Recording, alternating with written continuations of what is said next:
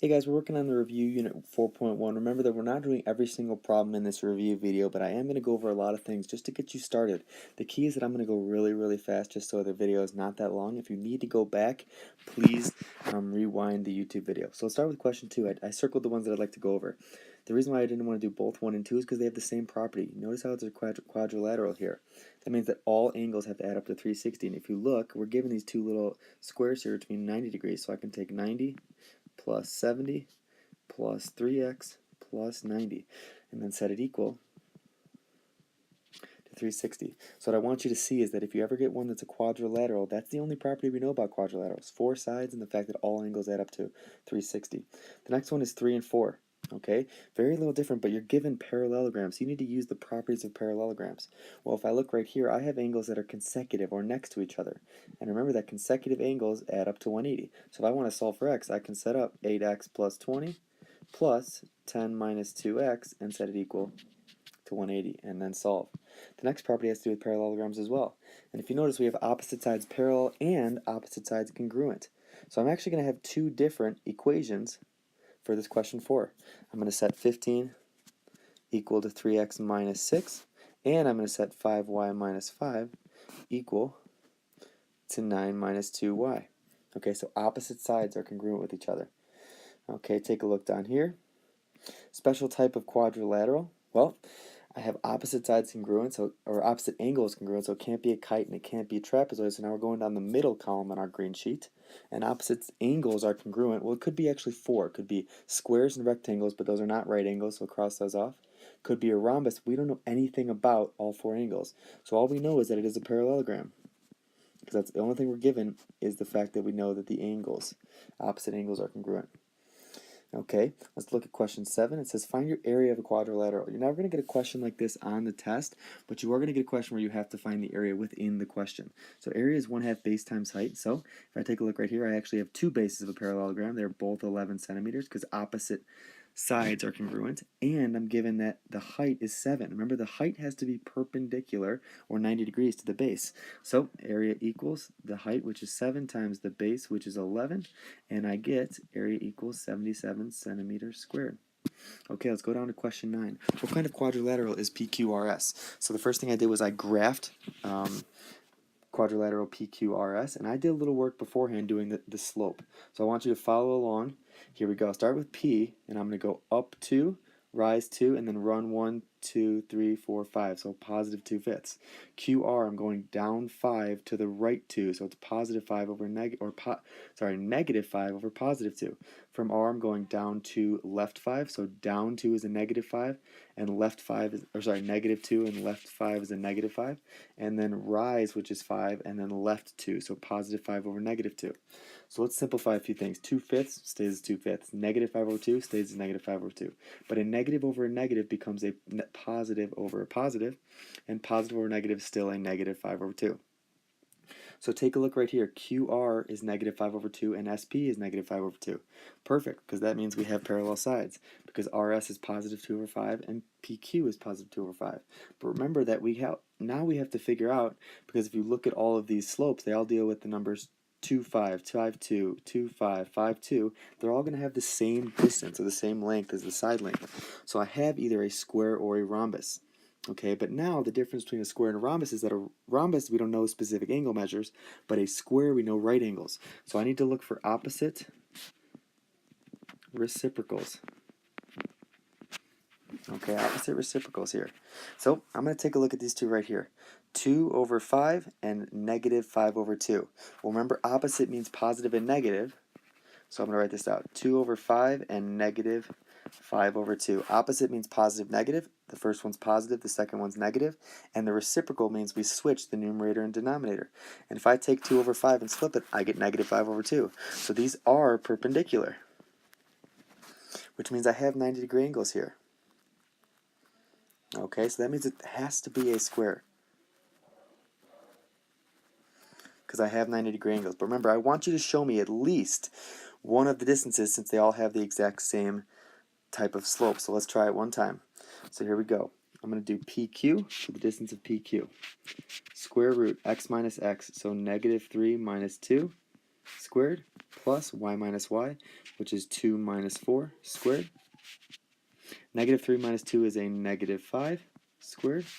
2 minus 4 is a negative 2 squared.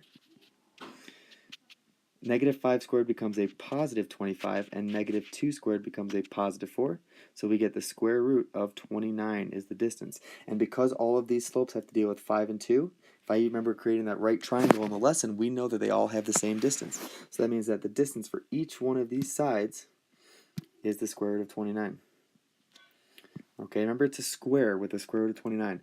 The next question says, find the area of and perimeter. Well, area is base times height, and if I know that all sides are square root of 29, then I can know that the base and the height have to be square root of 29, and any number times itself underneath the square root is just the number itself.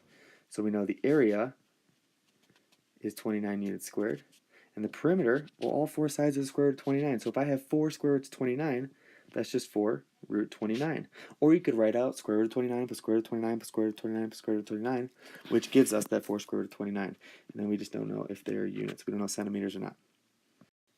Okay, take a look at this next page. Question 11, I'm not going to do because it's just like that, but if you want to check the picture to make sure you graph them correctly, you got to use the slopes and then figure out the area and perimeter afterwards. Okay, number 13, we did this one in class on a full sheet of green paper. It says use coordinate geometry to show the shape as a rhombus. Remember that we split all these distances into 4 groups, so each group did one of the distances, and it came out to be the square root of b squared plus a squared. So we knew it had to be a rhombus or a square. But then we looked at the slopes, okay, and we got slopes of positive a over b and negative a over b. Now they are opposites, but they are not reciprocals of each other. So that means it's got to be a rhombus because we don't know the specific angles. There's no opposite reciprocal relationships to create that 90-degree angle. Okay, question 14. 3 of the vertices of a rectangle are given to us, and I plotted them already. Find the coordinates of the 4th vertex. Find the area and the perimeter of the rectangle. Okay, looks challenging, but take a look right here. I already plotted these 3 points, and a rectangle has opposite sides parallel. So if I find the slope right here, which is down 2 to the right 3, the opposite side has to have the exact same slope. So I go down 2 into the 1, 2, 3. And there's the other coordinate. Okay, so now we know it's a rectangle, which is great because we have 90-degree angles. So I can easily figure out the base and the height because I know the opposite sides are congruent to each other. So let's find our coordinates right here. Okay, so what I did is I just plotted the points. I wrote down the fact that my 4th coordinate is 4, 0. That's the one we found using the slope. And I set up the distance formula. Now I'm going to find the distance of AD instead of BC because D has a 0 part of its coordinates, so that's easier to work with. And I'm going to find the distance of DC because D also has a 0 part of its coordinate, which is easier to work with. So AD, so 1 minus 4, x minus x, and then y minus y, 2 minus 0. Simplify what's in parentheses, I get negative 3. Because 1 minus 4 and positive 2. Then I get 9 plus 4, and we get the square root of 13 for A and D. Now let's do DC. So DC, I'm going to go 6 minus 4, and then y minus y, which is 4 minus 0. So we get 2 squared, and then 4 minus 0, which is just 4 squared. Okay, simplify that. We get 2 squared, which is 4, and 4 squared, which is 16, which simplifies to the square root of 19. So I have my side lengths are square root of 13 and square root of 19. Okay, so there we go. So now the area is base times height. So area equals square root of 19 times square root of 13. You could easily multiply these numbers together, or I'm okay if you just leave it like that. Square root of 19 times square root of 13. Perimeter, I have 2 square roots of 13. Because the opposite sides are congruent, and I have 2 square roots of 19, so I add all that up, and my perimeter is 2 root 13 plus 2 root 19.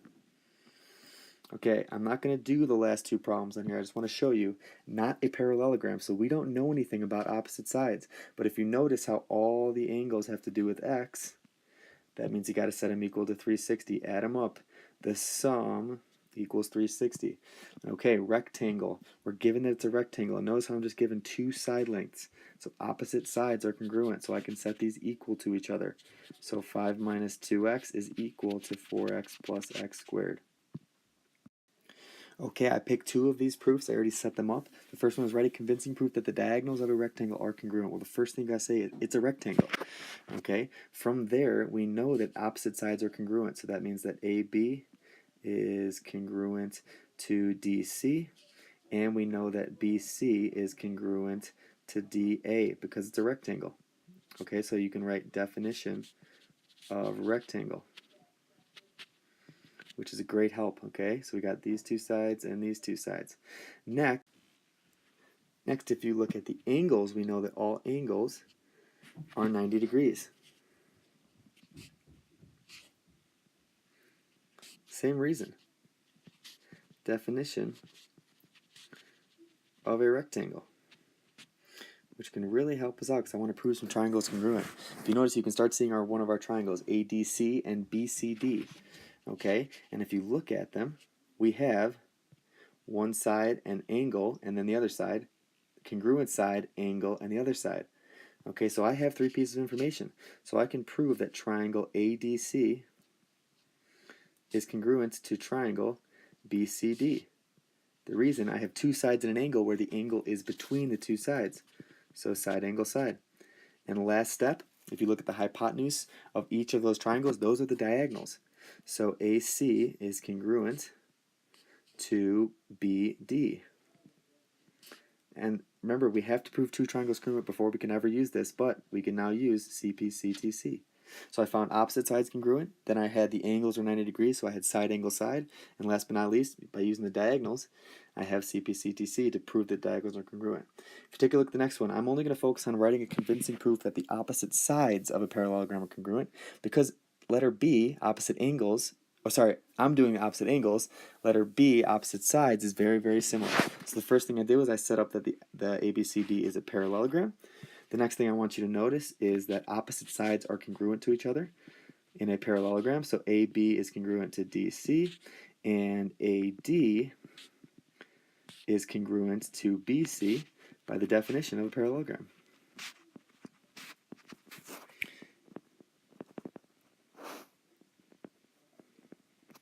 Okay, so I have opposite sides congruent. Good start. Next, if you look at the line that I drew, AC is congruent to itself by the reflexive property. Okay, and if you notice, right now I have three pieces of information in my picture, and they're all sides, so that's easy because then it's got to be side, side, side. But let's take a look at the triangle. Well, we got triangle ADC is congruent, so ADC is congruent to CDA. Last but not least, we're trying to find the opposite angles. So if I can prove that D is congruent to B, then I know that opposite angles are congruent. And, well, here we go. We proved two triangles congruent, so the reason's got to be that CPCTC. And the opposite angles we're looking for here are D, which is congruent to B. You could easily set up the exact same thing with angle C and angle A. Okay, if I was trying to prove opposite sides congruent, then instead of you saying that the opposite sides were congruent in step 2, I'd say that the opposite angles were congruent in step 2, and I could use that to solve using angle, angle, side. Okay, here we go. Question 18. We're almost done here. Describe the transformation that maps the first parallelogram to the second, the preimage to the image. Well, I notice right here that this has to be the preimage because there's no prime symbol, and this one has to be the image because there is the prime symbol. And if I look at the orientation here of A, B, C, D, A to B to C to D, A to B to C to D, it doesn't switch. So we didn't rotate, we didn't reflect, we actually just did a little translation. So if I count down, because remember, when I write a translation, I always write the original points, and then I write what happened to them. So if I take the x values first, I'm going over 1, 2, 3, 4, 5, 6, 7. So x plus 7. And I'm going down 1, 2, 3, 4, 5, 6, 7. So I'm taking the y values and I'm subtracting 7. And that's about it. Now step 19 is a little bit harder. Given the transformations on the parallelogram, rotate 90 counterclockwise. Okay, so I'm lucky because I can take this shape and I can rotate my paper 90 degrees counterclockwise. So that was clockwise, so I got to go the other direction 90 degrees counterclockwise. And then I'm going to write down the coordinates here. So I have positive 2, 4. I have positive 2, negative 4. I have positive 6, negative 5. And I have positive 6, positive 3. Now I can take my page and I can rotate it back, and I still have my coordinates written, which is kind of cool here. Okay, so I'm going to graph those, positive 2, positive 4, positive 2, negative 4, 6, comma, negative 5, which is way down here, and 6, comma, positive 3. And now I'll just connect the dots, and I have my second shape. Okay, now I'm going to take that one and reflect over the y-axis. Well, here's my y-axis. Take each point. So I'm looking at the top left coordinate of my new quadrilateral. It is over 2 units from the y-axis, so I'm going to go 2 units in the other direction. This one's over 6 units, so I'm going to go 6 units in the other direction. This point down here in the bottom left is over 2 units as well, so I'm going to go 2 units to the left.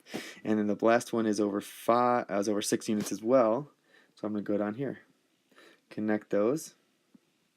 Now we have that. And the last thing is plus 5 on the x value and minus 2 on the y value. So each coordinate I'm going to go 1, 2, 3, 4, 5, down 2. 1, 2, 3, 4, 5, down 2. 1, 2, 3, 4, 5, down 2. And 1, 2, 3, 4, 5, down 2. Okay, so I'm going to connect the dots. I know a lot just happened here, but we got our new coordinate, our new quadrilateral. There we go.